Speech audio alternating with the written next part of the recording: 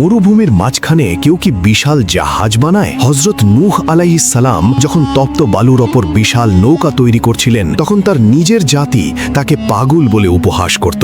950 বছর ধরে তিনি মানুষকে ডেকেছেন, কিন্তু খুব অল্প সংখ্যক মানুষই ঈমান এনেছিল। অবশেষে আল্লাহর আদেশ এলো, মাটি ফুঁড়ে পানি বের হতে লাগলো, আকাশ ভেঙে বৃষ্টি নামলো। দেখতে দেখতে পুরো পৃথিবী এক বিশাল সমুদ্রে পরিণত হলো। নৌকা যখন পাহাড় সমান ঢেউয়ের ওপর ভাসছে, নূহ আলাইহিস সালাম দেখলেন তার নিজের ছেলে পানিতে হাবুডুবু খাচ্ছে। তিনি চিৎকার করে বললেন, হে বৎস, নৌকায় ওঠো, কাফেরদের সাথে থেকো না। কিন্তু ছেলে অহংকার করে বলল, আমি পাহাড়ে আশ্রয় নেব, পানি আমাকে স্পর্শ করতে পারবে না। নূহ আলাইহিস সালাম বললেন, আজ আল্লাহর হুকুম ছাড়া বাঁচার কোনো উপায় নেই। ঠিক তখনই এক বিশাল ঢেউ এসে বাবা ও ছেলের মাঝে প্রাচীর হয়ে দাঁড়ালো। ছেলেটি চিরতরে তলিয়ে গেল। নবীর সন্তান হয়েও সে বাঁচতে পারেনি। কেয়ামতের দিন রক্ত সম্পর্ক নয়, শুধু ঈমানই মানুষকে রক্ষা করবে।